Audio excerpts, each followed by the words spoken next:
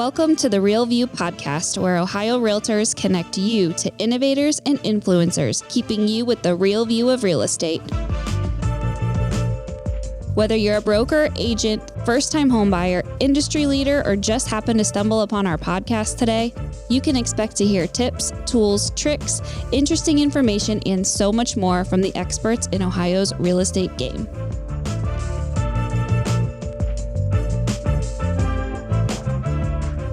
Hi, everyone, and welcome back to the Real View podcast. I am your host, Allison Wiley. Joining me today, our special guest is Cheryl Arroyo. She is a team leader, associate broker, and veteran. She works for Iron Valley Real Estate of Berks, and she's here to tell us all about what we need to know when working with veterans in our communities, how to help them achieve home ownership, and just dispel some of the myths that are out there about VA loans, working with them, and really just shed light on how we can make the most of this awesome opportunity that exists through VA loans. So without any further ado, Cheryl, I'd like to welcome you onto the show. Thank you so much. I'm very excited to be here. I appreciate it. I'm so looking forward to the opportunity. It's something that I have honestly been wanting to do for a very long time. So I really appreciate the platform and the opportunity to do that. Of course, and we are so happy to be talking to you today and hearing a little bit more about you and your experience and in your story and journey and working with veterans and learning all about it so we can, make this a reality for our community and our clients. But before we get started into all that good stuff, I would like to hear a little bit more about you. Could you tell us a bit about your career journey and what's led you to where you are today? So I began my career 14 years ago. So just a quick background on myself. I am a veteran of the Pennsylvania Army National Guard. I also was a military spouse, which led my family to Fort Campbell, Kentucky. So we were down at an active duty Army base. So I have seen both sides of the military family, or experienced both sides of the military family picture, what the moves look like, what movement looks like in the military in terms of what a soldier experiences when they're having to leave their family, and vice versa. So I feel like, that has given me a leg up as well when working with veterans and helps me to serve them. So during our military move and when we were down at Fort Campbell, I found myself in a position where I was competing for positions for work with 400 other very qualified military spouses, very well qualified. So having said that, I was finishing my bachelor's degree. I was applying for job after job and not getting hired. And at that point, I decided to create my own job. And so the same weekend that I earned my bachelor's degree from Albright College in Reading, Pennsylvania, I also earned my real estate license down in Tennessee. So that was exciting. 2011, June 11th and 13th. Very important, memorable weekend. So that is kind of what led me into real estate. It wasn't necessarily by choice. It was out of necessity. And in reality, looking back, I didn't know the community. I didn't know the main roads. I lived on post at the time. And I didn't have a sphere of influence down there. And I happened to sell 12 homes my first year. So looking back, it really was something that I was quickly passionate about. And I just figured out a way to make it work. And it also gave me an opportunity to meet people and kind of get out of the house. And yeah, it's been great. I love it. I love that. 12 homes in your first year. I mean, that would average out to one a month. That's amazing. Yeah. And at the time, it didn't feel like a lot. But looking back and kind of, even hearing it now or saying it myself, I'm like, wow, I did that. Yes. Yeah, for a rookie agent, I mean, that's awesome. I know a lot of these conversations I have, it's like, how as rookie agents, how do you get started in that? It sounds like you were really able to just hit the ground running and really kick off what's been a successful career. So that's awesome. Thank you. I appreciate it. And so you kind of really specialize in working really closely with veterans, right? You've kind of made that a niche for yourself. And first of all, I want to say thank you for your service and for what you've done for the country. We really appreciate it. And shout out to all of our veterans out there. We love you guys and appreciate you very much. Amen. Thank you all. Yes. So tell us a little bit about your experience in working with veterans, what that's been like for you, and walk us through kind of what you've dealt with in your time with veterans.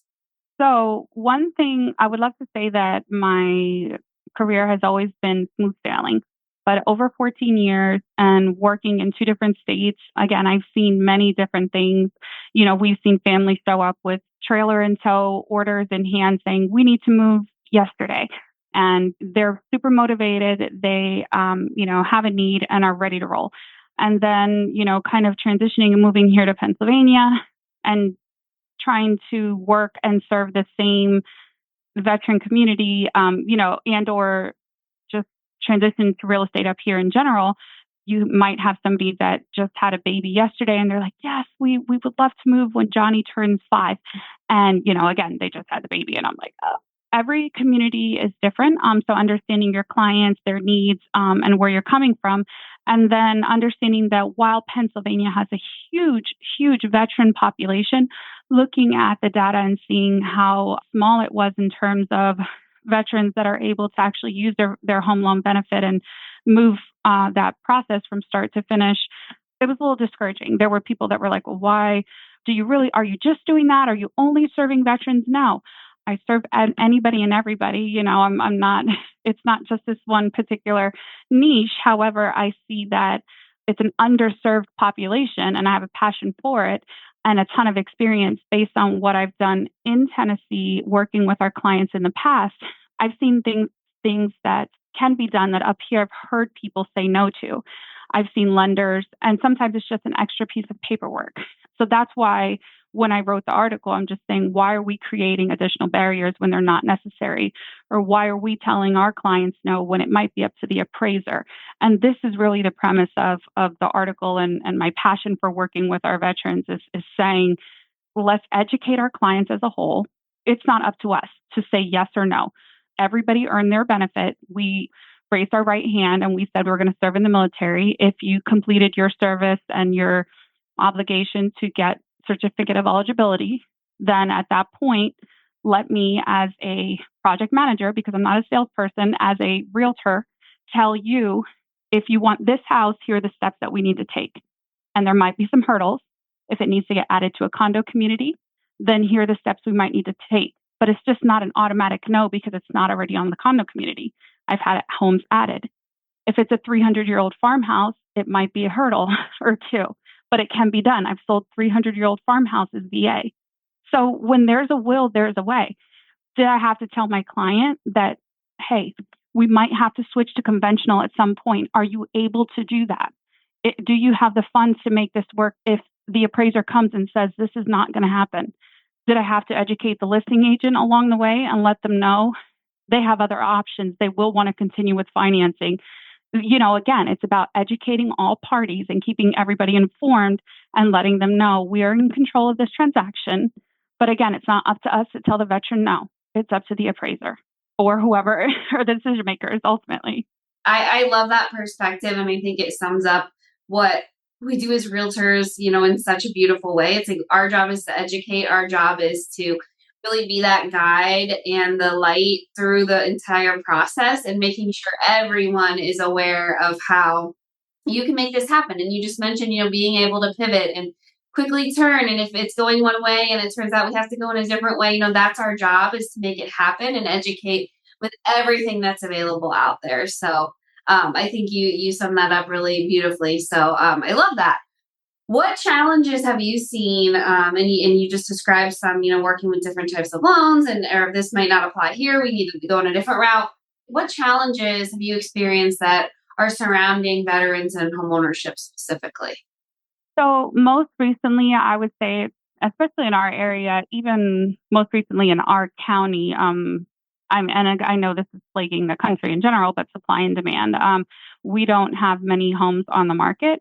So oftentimes we are competing against cash and conventional offers, which is causing veterans to either have their offers overlooked entirely and or having them to potentially give up the opportunity to a home inspection or things that they're used to. And especially if they're moving from other states where they're, used to having these things, closing costs is a big issue.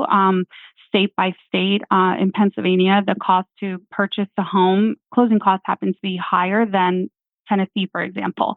So again, familiarizing yourself, if you're going to be working with veterans, with where your client could potentially be coming from, and understanding those differences is huge. And understanding their sticker shock, they're concerned because they do believe in some cases truly, well, it's 100%. I don't need to have any money down. And in some states that might be the case. But if your state has transfer taxes or has anything, where the townships are charging municipal charges in order to get from the start of the transaction to finish, again, there's a lot of times where veterans are left feeling deterred, upset, So it's just a matter of really providing that education and letting them know that you understand where they're coming from, that you're here for them, and guiding them through that process and letting them know. And I apologize because I might have circled away from the question, but No, this is great. This is nailing everything. yeah, closing costs are challenges that 100%, because my clients a lot of times think when they're referred to me that they don't need any money down. So that's a huge challenge here in Pennsylvania. Other challenges are I have to reach out to listing agents. So again, what prompted me to write the article was that the sellers might not be indicating up front that it's going to be available to VA buyers, and maybe after it sits a little bit, it is. And that's why I will advocate and I'll make those phone calls and say, will your client, or send those emails. I have an intern that works with me from the local high school, and she actually sends the emails. Will your client, accept an offer with VA financing? And in this particular case, we got a phone call and I have the voicemail back, and I was just floored. Again, somebody requesting something that you wouldn't ask for from everybody. I was just shocked. It's one of those instances where, we have to do better, as agents, and ensuring that we are taking care of this community. And it can be a really great option, not only for the veteran or for the future homeowner, but also for the seller. Walk us through kind of some of why it is, a good option for home sellers or for those realtors who are entertaining offers. Maybe shed a little bit of light or dispel the myths that exist out there around these loans and why they can still be really beneficial for both parties. So a lot of sellers and/or agents, I would say, might educate their clients, or just they think that it's going to take longer in some cases, or that the appraisal process is super cumbersome, when in reality, it's pretty much the same as any other FHA transaction, if not in some cases faster. Most recently, we have had some VA in December. Our team in particular closed 3 VA deals for our clients. And actually, we just settled one last week on my teammates. She got married on the 5th, and we closed on a home that a veteran an active duty soldier. He was moving down to Fort Liberty, and a veteran moved in. It just happened to work out that way, but we did represent the active duty soldier that was leaving. So anyway, just amazing. A little celebration there. Nobody can see my dance, but I'm dancing over here. So having said that, in terms of the sellers, the appraisal process and the timeline is not longer. As long as the client and the agent work together to get their paperwork turned in. So the buyer turns in everything that they need to turn in as soon as possible, just like you would for any other transaction, and doesn't cause any delays in terms of ordering the appraisal, then again, there should not be any difficulty. The seller can do their work up front to get, they should have their market analysis complete. So it's just like any other transaction. I can also let you know that I did have the Department of Veterans Affairs reach out to me as a result of the article that I wrote. And there is a toolkit that's available, because I'm not going to have everything, in this short podcast to say word by word, but they're looking for basic safety items when they come through to do the inspection. It's not a full home inspection. They're going to be looking through to make sure that there's not a door on the second floor that opens out to nothing. And if they want that remedied, again, it doesn't have to be a full porch installed outside. It might be a wood board that goes over the outside, and then it's static and for now it's safety, but it's up to the new owner if they want to put a nice porch out there in the future. But they're just doing everything for the safety to make sure that the new owner is, going to be good to go, and that they can guarantee and back the home. And 9 times out of 10, our homes here lately, again, there really have not been many items or anything major that come up that need to be remedied. And it's usually you have a small negotiation period. The seller is not obligated to repair everything. It can become a negotiation period again, and or they can relist the home. If for some reason, let's say there's a major issue and or concern that prevents it from going VA, they do have that option to relist. But ultimately working with that agent in tandem, and oftentimes the VA buyers are very willing and able to help try and come together to come to an agreement to make the deal work. So having said that, I kind of was mentioned quickly about the Department of Veteran Affairs. They did send me a toolkit that they do want me to share. It's called the VA Loan Guarantee Service that they recently put out. It's a quick reference for real estate professionals, and it's a 5-page toolkit that they just have recently put out. So they were happy to hear that I was coming on here. So I can email you that PDF if you want to share it through your association.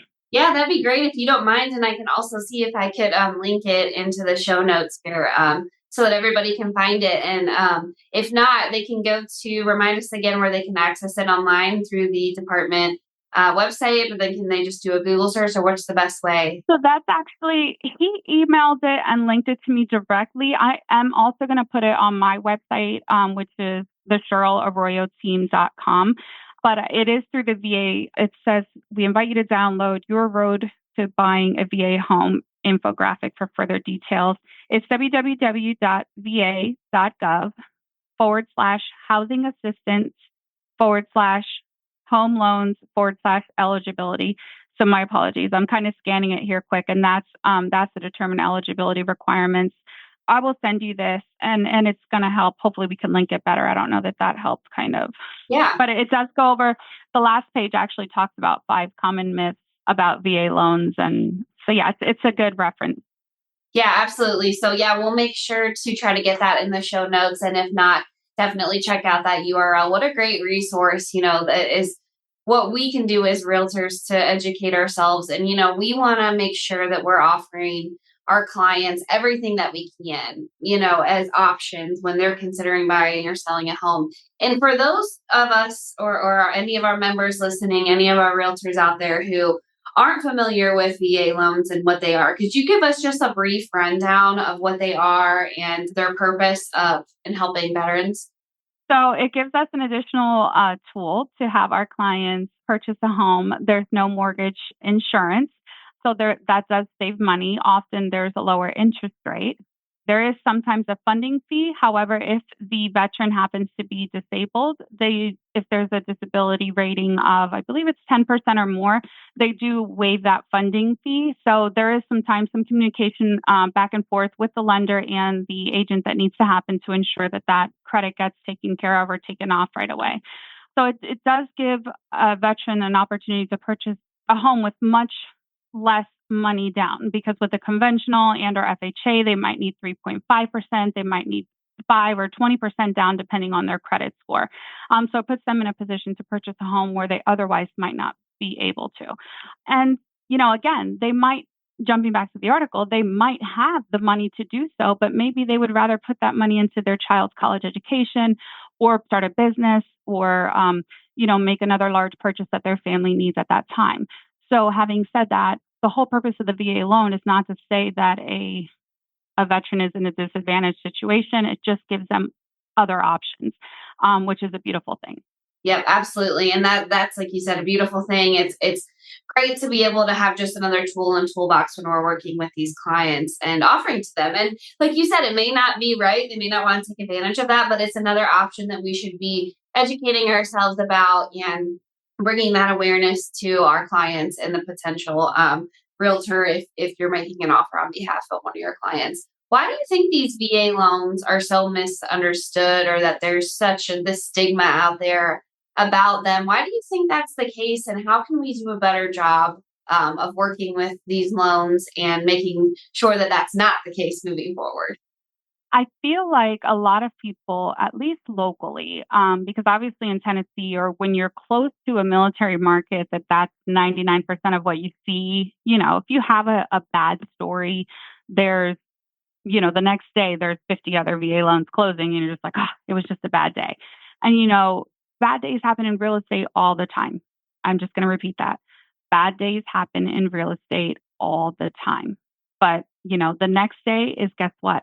A very good day. There's highs and lows with everything. And we have to remember that with VA loans. So just like there might be a VA appraiser that one time made you upset and brought back a list of 20 items that needed, or, 5 items that you didn't necessarily agree with, or even potentially square footage that you disagree with, that could be the case with anything. You can have that with a conventional transaction. You can have that with an FHA. And unfortunately, a lot of times I find that stigma, or that it's just kind of held against, oh, it's just the VA loans, or, if it would have been a VA, that would have never happened. And again, it's just unfortunate. If they would see it more often, they would see that because I had seen it, I can tell you, no, this is not the norm. This is, it's okay. That's rare. That's we can push through this.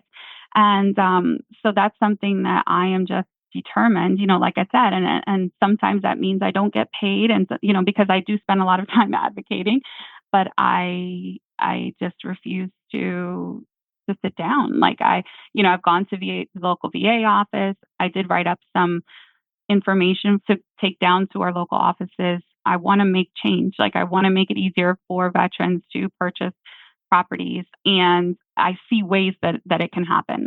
So it was actually my first article, and it won't be my last. So I look forward to that. Yeah, and thank you for shedding the awareness on this, and for, dispelling some of those rumors or those bad reputations out there.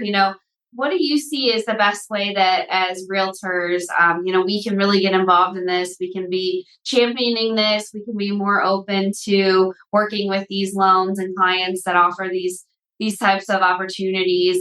What advice would you give to us on how we can really make this a part of our everyday practice? I think in general, keeping an open mind, especially when working with, whether it's with a buyer or a seller. If a VA client comes your way, or a veteran client, in some cases, if you're not sure if you're the best person to serve them, respectfully say that, whether it be a veteran or any client, if you're not sure about how to answer their questions, or reach out to a resource. If you don't know the answer to their question, try and obtain it. But in order to give veterans the most opportunity, if you have a listing and you think that it's very close and or will go VA, then I would say put that financing option in there in your listing. Talk to your clients about the opportunities that it will open up to that much larger window of potential buyers, which could help increase the sales price of their home and ultimately net them a higher, more money in their pocket, which is what they want when they're trying to move on to their next property. So again, just kind of selling and or reminding them that it's opening up to a massive pool of buyers that they could be missing out on, that they are missing out on. It's not even could be, that they are. But yeah, that's really, it's just a matter of not saying no. And if you're not sure how to best service them, pointing them in the right direction, because a lot of them are discouraged. They're discouraged and or they're told, don't use that benefit. It's not a good one. And a lot of time it's just because they don't understand it. And respectfully, if you don't understand it, please educate yourself and or refer them to somebody who does. Respectfully. I'm just asking kindly. Yeah, well, and I mean that's the duty of realtors, right? Is to, if you're not the person that is the expert in this, there are people out there, and it's okay to do that, right? I think there's so many times it's you have to say yes, and no matter what comes across your desk, find a way to do it. And we're all, wanting more business, and it's so important to be getting these clients. But you're saying it's okay, to be able to pass it along and say, hey, I'm not the best person for this, someone else out there is. You can still send it out for a referral fee, depending on the client. And again, it may be that when that person speaks with somebody that's well versed in VA loans, they might determine for that particular product, maybe it is not, the VA loan that's the best option for them when they work with their lender and that agent. Maybe you talk with that agent if you're good friends and you say, hey, if it's not going to go VA, can we work something out? Or maybe you shadow them and start learning, So I just think there's a lot of ways that we can serve the community better, run the numbers in your state and see that it's a huge, massive population. I actually have a 75-year-old client that just got 100% disability rating, and he's going to be buying his first home. So I'm looking forward to helping him in the coming weeks start his home search process. So and he was a Vietnam era vet. So it's exciting. Wow, that's amazing. Yeah. 75 and he's buying his first home. Yeah. Incredible. Super exciting. And, and everybody, it doesn't matter if you're 20 or 75 or what age you are, everybody, when you're buying your first home, they have the same jitters and, they're exciting. And so we go through the same process. All right, step by step, let's do it. And if you want to hit pause at some point because you feel uncomfortable, then that's what we'll do. But if not, let's go out and find her. Oh my gosh, I think that's amazing. That's really cool. And I mean, to talk about the reward of what that's like, to help these people who have served our country and have given everything, to make sure we get to live here and live the way that we do. I mean, how rewarding is that? And you just gave a perfect example, but I mean, that has to just be such a cool feeling. Yes, it's honestly amazing. And I'm going to be honest, when I go out with my clients also, I listen to them, especially if they're veterans and if they're not getting the resources that they need and or are entitled to, or I have shown houses where the situation can be, that you can hear that the client sometimes needs a friend or needs maybe some additional support. And I remind them, have you gone to the local VA office? And a lot of times I can say that respectfully, because I can connect with them and say, I let them know about my status or some of my experience. So I think it's important to connect or just always, whether you're a veteran or not, remind them of the local VA office and that the support services are out there. Also, depending on their situation or their VA history, going to their local VA office in some cases can help if they have additional compensation from the VA based on whether they've been to war or not. That can make the difference between them qualifying and or getting no funding fee or potentially no taxes. So everybody's history is a little bit different, but being sensitive to those things and respectfully letting them know that there's services out there for them. So I truly, I listen kind of for all of that and then try and direct them to the correct resource. Well, this has been amazing, Cheryl. Thank you so much for sharing a little bit more about you and the amazing work you do. I mean, wow, just listening to you, your clients are really lucky to have you. And thank you for helping all of your clients, especially our veterans and everyone that you help get into homes and for bringing awareness and education to such an important topic. So I want to thank you again for your time and for joining me on the show today. This was really great. I appreciate it. Thank you so much. And I will, again, I'll send you that resource so that we can share with everybody. Awesome. And to all of our listeners, thank you guys so much for tuning in. We'll be back with you next week. Talk then. Thank you for listening to The Real View. That wraps up today's episode. You can keep up with the latest on the podcast at ohiorealtors.org/therealview and on Apple or Google Podcasts, Spotify, or wherever you listen. Have questions, comments, or suggestions? We want to hear from you. Email us at podcast@ohiorealtors.org. We'll see you next time.